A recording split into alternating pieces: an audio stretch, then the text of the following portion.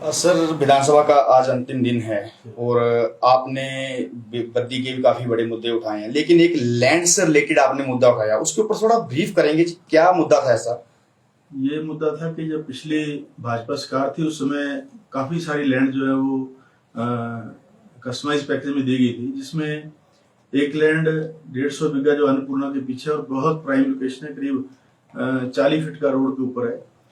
उस लैंड को 250 रुपए में दिया गया है और वो आदमी जो है उसको आगे सबलेटिंग कर रहा है उस लैंड की। और उसके अलावा उससे पहले उनको ट्रैक्टर यूनिट लगाने के लिए करीब काफी बड़ी लैंड दी गई थी, जिसमें लगभग 50 बीघा जमीन खाली पड़ी है। उसको अभी तक यूटिलाइज नहीं किया गया।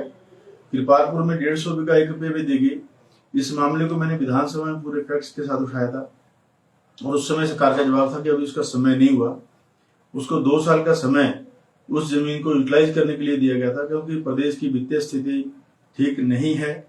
उसकी वजह से मैं माननीय मुख्यमंत्री से निवेदन करना चाहूंगा आपके माध्यम से कि इस लैंड को ये लगभग 10,000 रुपये पर स्क्वायर मीटर अगर आप ओपन ऑक्शन करेंगे ये जमीन बिकेगी। और स्थानीय हमारे छोटे छोटे जो बेरोजगार लोग हैं, छोटे छोटे यूनिट लगाने के लिए ये लैंड लेना चाहते हैं। कुछ लोग कोर्ट में भी गए हैं इसके लिए।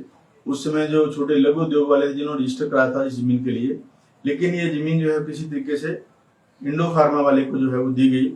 तो मैं चाहता हूं कि अगर ये जमीन कैंसिल होती है और इसको ओपन मार्केट में ऑक्शन किया जाता है, लगभग 70 से 80 करोड़ रुपया सरकार का रेवेन्यू से जनरेट होगा। और कृपालपुर में जो 1 रुपये पे दी गई है उसका भी लगभग 5-6 हजार रुपये पर मीटर जो है जमीन बिकेगी।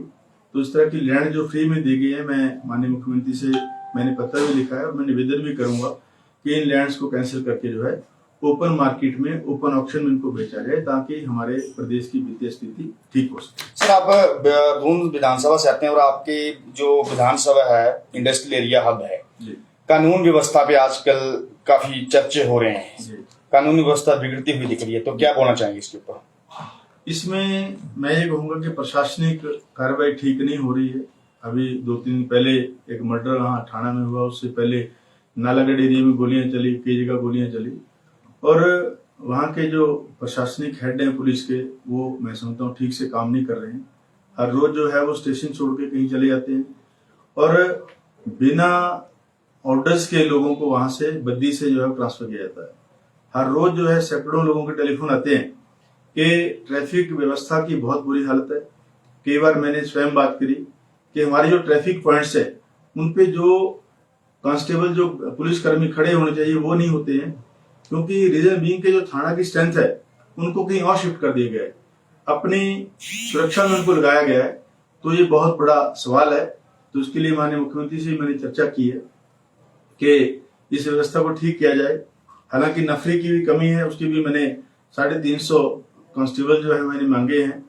तो इन सब व्यवस्था को ठीक करने के लिए जो पुलिस हेड है वो मैं उसको दोषी ठहराऊंगा, ये मेरा कहना है। सर, लेकिन फिर भी एक बड़ा सवाल यही उठता है वहां से बार बार कि आजकल एक अखबारों का एक चर्चा बन गया सोशल मीडिया पे कि सीपीएस और एसपी के बीच तनातनी, ऐसा क्यों जनता कह रही है? क्या ऐसा एसपी साहिबा हमारी छोटी बहन है, मैं उनकी इज्जत करता हूं, लेकिन प्रशासनिक अनुभव की कमी है।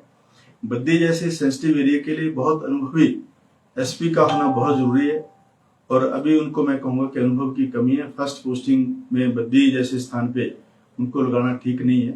तो ये मामला मैंने माननीय मुख्यमंत्री के ध्यान में भी लाया है और उन्होंने बहुत बड़ा गलत काम किया है कि मेरी जासूसी ही करनी स्टार्ट कर दी और मेरा जो पर्सनल ड्राइवर था उसको मेरी जासूसी के लिए लगाया गया। उसका रिकॉर्डिंग जो है मैंने ऑनरेबल स्पीकर साहब को दिया है कि उनके खिलाफ प्रिविलेज मामला जो है मैंने शिकार के लिए लाया है। और मेरे जो प्रोग्राम्स थे, सबसे बड़ा प्रोग्राम कारगिल का था नालागढ़ में, उसका बहिष्कार उन्होंने किया।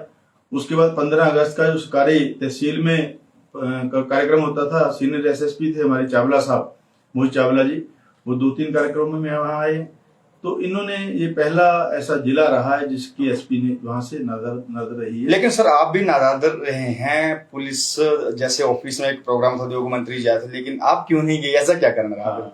ये मेरा वहां नहीं जाने का कारण था कि मेरे एरिया में अगर मंत्री महोदय आ रहे हैं और एसपी साहबा ने उनको बुलाया हुआ है तो मुझे इनवाइट करना उनका बनता था प्रोटोकॉल के हिसाब से।